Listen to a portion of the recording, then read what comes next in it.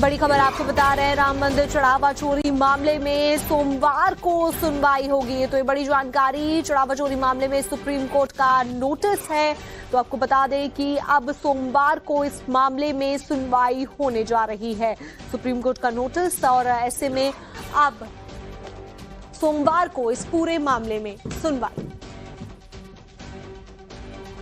तो देखिए, बड़ी जानकारी आपको साझा कर रहे हैं। चढ़ावा चोरी मामले में अब जो सुनवाई है वो सोमवार को होने जा रही है। राम मंदिर चढ़ावा चोरी मामले की जब से शुरुआत हुई थी, उसके बाद से ही सियासत भी गर्माती जा रही है। और हमारे साथ में हमारे संवाददाता गौरव जुड़े हुए हैं। गौरव, अब इस पूरे मामले में सोमवार को सुनवाई। बिल्कुल, देखिए, इस मामले में अब सोमवार को सुनवाई होनी है और सुप्रीम कोर्ट ने इस मामले में जो है वो जो एसआईटी की स्टेटस रिपोर्ट है, जो कि उत्तर प्रदेश सरकार द्वारा जिसका जांच के लिए गठन किया गया था, उसकी स्टेटस रिपोर्ट जो है सुप्रीम कोर्ट ने जमा करने को कही है। और ये दरअसल जो पूरा मामला है वो राम मंदिर में होने वाले जो चढ़ावा है उसके चोरी को लेकर है, और ये मामला जो है दाखिल किया गया था। इसके अलावा सुप्रीम कोर्ट ने जो श्री राम जन्मभूमि तीर्थ क्षेत्र है उससे भी जवाब मांगा है, और अब इस मामले में 20 जुलाई को यानी कि अगले सोमवार को सुनवाई। सत्यम जी, हमारे साथ इस मामले में याचिकाकर्ता के वकील जो हैं वो भी जुड़े हुए हैं। आरजेडी सांसद सुधाकर सिंह की तरफ से याचिका दाखिल की थी। सत्यम, क्या हुआ आज कोर्ट में? आज देखिए, कोर्ट में मंडे को जो है सुनवाई के लिए वापस रखा और स्टेटस रिपोर्ट के लिए कॉल किया है।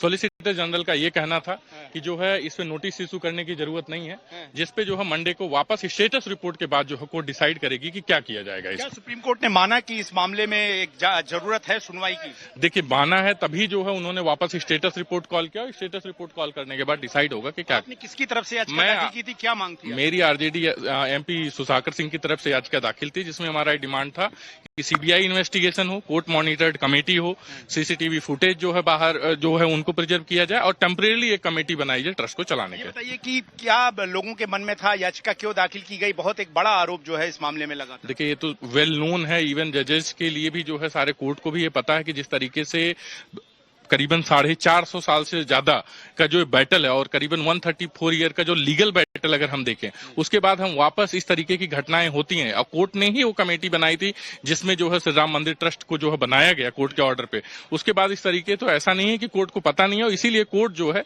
बहुत ज्यादा ना करते हुए अपने आप ही जो है स्टेटस रिपोर्ट के लिए इसमें ट्रस्ट से भी जवाब मांगा गया है इस मामले में? इस पर ट्रस्ट से को ही नोटिस इशू हुआ, और स्टेट ऑफ यूपी को हुआ है। कोई एसआईटी जो करंट इन्वेस्टिगेशन चल रहा है उस पर नोटिस बताए। तो अब उम्मीद है आगे 20 तारीख को मंडे को वापस रखा गया मैटर को, वापस इस पे सुनवाई होगी। तो देखिए, ये याचिकाकर्ता के वकील एडवोकेट सत्यम सिंह राजपूत, जिन्होंने बताया कि इस मामले में चूंकि एक बड़ी कानूनी लड़ाई लड़ी गई थी और कोर्ट के आदेशों से ही जो है ये पूरा मसला सुलझा था, और अब ऐसे में राम मंदिर के ट्रस्ट को लेकर जिस तरह के आरोप लग रहे हैं गबन के, चोरी के, उनको गंभीर मानते हुए फिलहाल सुप्रीम कोर्ट ने उत्तर प्रदेश सरकार को नोटिस दाखिल किया है। तीर्थ क्षेत्र का जो ट्रस्ट है उसको नोटिस दाखिल किया है, जवाब दाखिल करने होगा। इसके अलावा उत्तर प्रदेश सरकार ने मामले में जो एक एसआईटी यानी कि स्पेशल इन्वेस्टिगेशन टीम जांच के लिए बनाई थी, उसकी जो स्टेटस रिपोर्ट है कि उसने जांच में क्या पाया, जांच में क्या मिला, इन सभी को जो है एक स्टेटस रिपोर्ट सुप्रीम कोर्ट में जमा करना होगा। और अब दूध का दूध पानी का पानी होगा, क्योंकि स्टेटस रिपोर्ट सुप्रीम कोर्ट में आने का मतलब यह है कि एक एक लाइन, एक एक शब्द जो है वो सुप्रीम कोर्ट के सामने अब रखना होगा कि आखिर जांच में क्या मिला, किसकी क्या भूमिका है, और अगर कहीं किसी को बचाने की भी कोशिश इस पूरे मामले में हो रही चंदा चोरी में, तो वो भी अब सुप्रीम कोर्ट के सामने आ जाएगा। और यहां पर जो उत्तर प्रदेश सरकार तीर्थ क्षेत्र की ओर से जो है वो खुद सॉलिसिटर जनरल तुषार मेहता जो है वो पेश हो रहे थे। तो अब अपने आप में यह मामला बहुत बड़ा हो गया है, और चूंकि सवाल यही था कि क्या सुप्रीम कोर्ट नोटिस जारी करेगा। सुप्रीम कोर्ट ने नोटिस जारी कर दिया, इसका मतलब यह होता है कि सुप्रीम कोर्ट इसे सुनवाई योग्य मानता है, और इस मामले को सुनवाई योग्य मानने का मतलब है कि अब इस मामले में एक लंबी सुनवाई चलेगी, और सुप्रीम कोर्ट खुद अपनी निगरानी में इस मामले में आगे भी जांच के आदेश दे सकता है। और अब तक जो जांच हुई है, और क्या किसी को छुपाने बचाने की कोशिश भी हुई है, वो भी सब कुछ निकलकर अब सामने आ जाएगा। गौरव, यानी कि ये माना जा सकता है कि सुप्रीम कोर्ट भी इस बात को समझ रहा है कि इतना बड़ा विश्वासघात इस पूरे चढ़ावा चोरी मामले को देखा जा रहा है, जो लोगों का विश्वास रहा है, और साथ ही साथ 400 सालों का इंतजार सबने किया, और उसके बाद में रामद्रोह करने वालों को सजा होनी चाहिए, ये बात अब सुप्रीम कोर्ट की तरफ से भी कही जा रही है। बिल्कुल, देखिए, इसे आर्थिक अनियमितताओं के तौर पर देखा जाना चाहिए, इसे एक बेईमानी के तौर पर देखा जाना चाहिए। यही वजह है कि राम मंदिर डोनेशन मामले में जो है वो सुप्रीम कोर्ट ने जो स्टेटस रिपोर्ट है यूपी सरकार द्वारा गठित की गई एसआईटी की वो मांगी है। और इसमें इस तरह से देखा जाए तो इसका हम पहलू समझ लेते हैं। अभी तक ये मामला जो है चढ़ावा चोरी, चंदा चोरी का, वो अभी तक यूपी सरकार के दायरे में था, लेकिन सुप्रीम कोर्ट का इस मामले में नोटिस जारी कर देना अब ये दिखाता है कि एक तरीके से प्रत्यक्ष अप्रत्यक्ष तौर से सुप्रीम कोर्ट ने इस पूरे मामले को अब अपने पास ले लिया है। और अब जब जो कुछ भी होगा इस मामले में, क्योंकि देश की सबसे बड़ी अदालत ने नोटिस जारी कर दिया है, स्टेटस रिपोर्ट मांग ली है, तो अब सुप्रीम कोर्ट की निगरानी में आगे जांच होगी और इस मामले में तमाम चंदा चोर, चढ़ावा चोर, अनियमितता करने वाले, जितने भी लोग नियमों को धतात बताने वाले और लोगों की आस्थाओं से खिलवाड़ करने वाले, सभी के सभी जो हैं अब वो दंडित किए जाएंगे। इस बात में कहने में मैं कोई गुरेज नहीं करूंगा, क्योंकि हो सकता है कि सरकार जो है अपने स्तर पर जांच कर रही हो या फिर जो अधिकारी जांच कर रहे हो वो उस तरह की जांच ना कर पाए या उसमें किसी तरह की हिलावाली हो। लेकिन जब अब सुप्रीम कोर्ट के समक्ष ये मामला है तो सब कुछ दूध का दूध, पानी का पानी होगा और हर कोई एक किरदार, जिसकी कोई भी भूमिका रही हो,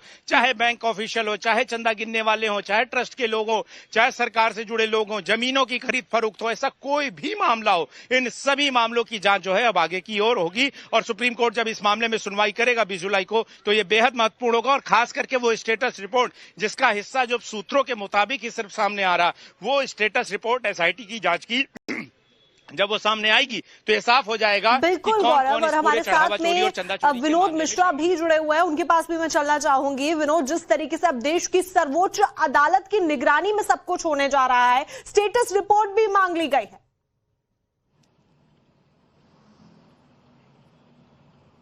देखिए, इस पूरे मामले में ट्रस्ट की ओर से ये कहा गया था कि वो एक एसआईटी की रिपोर्ट, एसआईटी से जांच कराना चाहते हैं, जिसके ट्रस्ट के अनुरोध के बाद उत्तर प्रदेश के मुख्यमंत्री ने एसआईटी गठन करने का निर्देश दिया था, जिसमें 3 सीनियर ऑफिसर जो है, आईएएस, 2 आईएएस है और 1 आईपीएस है, जो पूरे मामले की जांच कर रहे हैं। ये अलग अलग डिपार्टमेंट में चुकी रहे हैं और इनको अनुभव है, इसलिए इनको जांच का जिम्मा दिया गया। एसआईटी ने अपनी जांच की और पहली प्रारंभिक रिपोर्ट सबमिट की। उस रिपोर्ट में बहुत सारी बातें थी, जिसमें कहा गया कि पहली बात जो सबसे बड़ी थी यही कि माना गया कि चोरी जो है वो हुआ है और 40 दिन के अंदर जो सीसीटीवी फुटेज थे उस 40 दिन में 70 बार चोरी की रिकॉर्डिंग है। इस बात को एसआईटी ने अपनी रिपोर्ट में लिखा। एसआईटी ने अपनी रिपोर्ट में 8 लोगों को इस चोरी के लिए जिम्मेदार माना। उन 8 के खिलाफ जो है एफआईआर दर्ज की गई चोरी के बाद। और ऐसे में अभी जो स्टेटस रिपोर्ट मांगी गई है उसको लेकर आप सुप्रीम कोर्ट की निगरानी में ही पूरी आगे की कार्रवाई की जाएगी। बहुत बहुत शुक्रिया आप दोनों का इस तमाम जानकारी के लिए। द्वारा जिसका जांच के लिए गठन किया गया था उसकी स्टेटस रिपोर्ट जो है सुप्रीम कोर्ट ने जमा करने को कही है। और ये दरअसल जो पूरा मामला है वो राम मंदिर में होने वाले जो चढ़ावा है उसके चोरी को लेकर है और ये मामला जो है दाखिल किया गया था। इसके अलावा सुप्रीम कोर्ट ने जो श्री राम जन्मभूमि तीर्थ क्षेत्र है उससे भी जवाब मांगा है और अब इस मामले में 20 जुलाई को यानी कि अगले सोमवार को सुनवाई। सत्यम जी, हमारे साथ इस मामले में याचिकाकर्ता के वकील जो हैं वो भी जुड़े हुए हैं। आरजेडी सांसद सुधाकर सिंह की तरफ से याचिका दाखिल की थी। सत्यम, क्या हुआ आज कोर्ट में? आज देखिए, कोर्ट में मंडे को जो है सुनवाई के लिए वापस रखा है और स्टेटस रिपोर्ट के लिए कॉल किया है। सॉलिसिटर जनरल का ये कहना था कि जो है इस पे नोटिस इशू करने की जरूरत नहीं है, जिसपे जो है मंडे को वापस स्टेटस रिपोर्ट के बाद जो है कोर्ट डिसाइड करेगी कि क्या किया जाएगा। क्या सुप्रीम कोर्ट ने माना कि इस मामले में एक जरूरत है सुनवाई की? देखिए, माना है तभी जो है उन्होंने वापस स्टेटस रिपोर्ट कॉल किया और स्टेटस रिपोर्ट कॉल करने के बाद डिसाइड होगा कि क्या। आपने किसकी तरफ से याचिका दाखिल की थी, क्या मांग थी? मेरी आरजेडी एमपी सुधाकर सिंह की तरफ से याचिका दाखिल थी, जिसमें हमारा डिमांड था कि सीबीआई इन्वेस्टिगेशन हो, कोर्ट मॉनिटर्ड कमेटी हो, सीसीटीवी फुटेज जो है बाहर जो है उनको प्रिजर्व किया जाए और टेम्परेरी एक कमेटी बनाई जाए ट्रस्ट को चलाने के। बताइए कि क्या लोगों के मन में था, याचिका क्यों दाखिल की गई? बहुत एक बड़ा आरोप जो है इस मामले में लगा। देखिए, ये तो वेल नोन है, इवन जजेस के लिए भी जो है सारे कोर्ट को भी ये पता है कि जिस तरीके से करीबन 450 साल से ज्यादा का जो बैटल है और करीबन 134 ईयर का जो लीगल बैटल अगर हम देखें,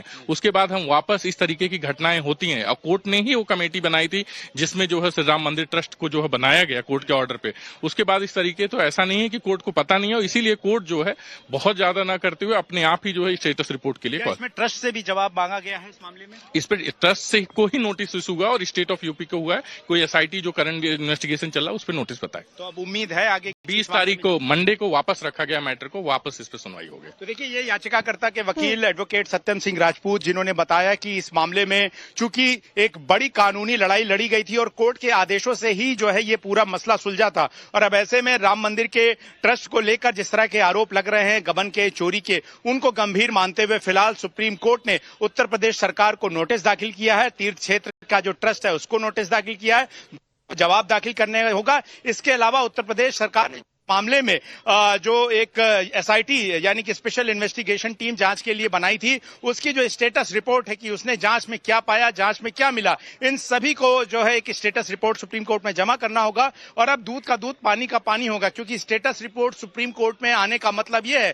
कि एक एक लाइन, एक एक शब्द जो है वो सुप्रीम कोर्ट के सामने अब रखना होगा कि आखिर जांच में क्या मिला, किसकी क्या भूमिका है, और अगर कहीं किसी को बचाने की भी कोशिश इस पूरे मामले में हो रही चंदा चोरी में, तो वो भी अब सुप्रीम कोर्ट के सामने आ जाएगा। और यहां पर जो उत्तर प्रदेश सरकार तीर्थ क्षेत्र की ओर से जो है वो खुद सॉलिसिटर जनरल तुषार मेहता जो है वो पेश हो रहे थे, तो अब अपने आप में यह मामला बहुत बड़ा हो गया है। और चूंकि सवाल यही था कि क्या सुप्रीम कोर्ट नोटिस जारी करेगा, सुप्रीम कोर्ट ने नोटिस जारी कर दिया, इसका मतलब यह होता है कि सुप्रीम कोर्ट इसे सुनवाई योग्य मानता है, और इस मामले को सुनवाई योग्य मानने का मतलब है कि अब इस मामले में एक लंबी सुनवाई चलेगी और सुप्रीम कोर्ट खुद अपनी निगरानी में इस मामले में आगे भी जांच के आदेश दे सकता है। और अब तक जो जांच हुई है और क्या किसी को छुपाने बचाने की कोशिश भी हुई है, वो भी सब कुछ निकलकर अब सामने आ जाएगा। गौरव, यानी कि ये माना जा सकता है कि सुप्रीम कोर्ट भी इस बात को समझ रहा है कि इतना बड़ा विश्वासघात इस पूरे चढ़ावा चोरी मामले को देखा जा रहा है, जो लोगों का विश्वास रहा है, और साथ ही साथ 400 सालों का इंतजार सबने किया, और उसके बाद में रामद्रोह करने वालों को सजा होनी चाहिए, ये बात अब सुप्रीम कोर्ट की तरफ से भी कही जा रही है। बिल्कुल, देखिए, इसे आर्थिक अनियमितताओं के तौर पर देखा जाना चाहिए, इसे एक बेईमानी के तौर पर देखा जाना चाहिए। यही वजह है कि राम मंदिर डोनेशन मामले में जो है वो सुप्रीम कोर्ट ने जो स्टेटस रिपोर्ट है यूपी सरकार द्वारा गठित की गई एसआईटी की वो मांगी है। और इसमें इस तरह से देखा जाए तो इसका हम पहलू समझ लेते हैं। अभी तक ये मामला जो है चढ़ावा चोरी, चंदा चोरी का, वो अभी तक यूपी सरकार के दायरे में था, लेकिन सुप्रीम कोर्ट का इस मामले में नोटिस जारी कर देना अब ये दिखाता है कि एक तरीके से प्रत्यक्ष अप्रत्यक्ष तौर से सुप्रीम कोर्ट ने इस पूरे मामले को अब अपने पास ले लिया है। और अब जब जो कुछ भी होगा इस मामले में, क्योंकि देश की सबसे बड़ी अदालत ने नोटिस जारी कर दिया है, स्टेटस रिपोर्ट मांग ली है, तो अब सुप्रीम कोर्ट की निगरानी में आगे जांच होगी और इस मामले में तमाम चंदा चोर, चढ़ावा चोर, अनियमितता करने वाले, जितने भी लोग नियमों को धतात बताने वाले और लोगों की आस्थाओं से खिलवाड़ करने वाले, सभी के सभी जो हैं अब वो दंडित किए जाएंगे। इस बात में कहने में मैं कोई गुरेज नहीं करूंगा, क्योंकि हो सकता है कि सरकार जो है अपने स्तर पर जांच कर रही हो, या फिर जो अधिकारी जांच कर रहे हो वो उस तरह की जांच ना कर पाए, या उसमें किसी तरह की हिलावाली हो। लेकिन जब अब सुप्रीम कोर्ट के समक्ष ये मामला है तो सब कुछ दूध का दूध पानी का पानी होगा, और हर कोई एक किरदार, जिसकी कोई भी भूमिका रही हो,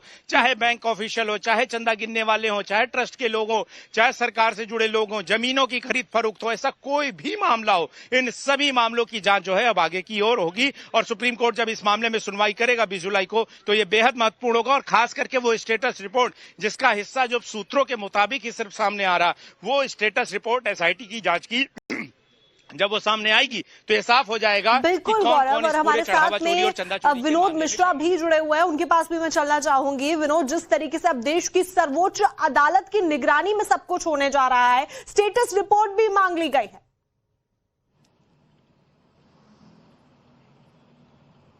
देखिए, इस पूरे मामले में ट्रस्ट की ओर से ये कहा गया था कि वो एक एसआईटी की रिपोर्ट, एसआईटी से जांच कराना चाहते हैं, जिसके ट्रस्ट के अनुरोध के बाद उत्तर प्रदेश के मुख्यमंत्री ने एसआईटी गठन करने का निर्देश दिया था, जिसमें 3 सीनियर ऑफिसर जो है, आईएएस, 2 आईएएस है और 1 आईपीएस है, जो पूरे मामले की जांच कर रहे हैं। ये अलग अलग डिपार्टमेंट में चुकी रहे हैं और इनको अनुभव है, इसलिए इनको जांच का जिम्मा दिया गया। एसआईटी ने अपनी जांच की और पहली प्रारंभिक रिपोर्ट सबमिट की। उस रिपोर्ट में बहुत सारी बातें थी, जिसमें कहा गया कि कि पहली बात जो सबसे बड़ी थी यही कि माना गया कि चोरी जो है वो हुआ है, और 40 दिन के अंदर जो सीसीटीवी फुटेज थे उस 40 दिन में 70 बार चोरी की रिकॉर्डिंग है। इस बात को एसआईटी ने अपनी रिपोर्ट में लिखा। एसआईटी ने अपनी रिपोर्ट में 8 लोगों को इस चोरी के लिए जिम्मेदार माना। उन 8 के खिलाफ जो है एफआईआर दर्ज की गई चोरी के बाद। और ऐसे में अब जो स्टेटस रिपोर्ट मांगी गई है इसको लेकर अब सुप्रीम कोर्ट की निगरानी में ही पूरी आगे की कार्रवाई की जाएगी। बहुत बहुत शुक्रिया आप दोनों का इस तमाम जानकारी के लिए।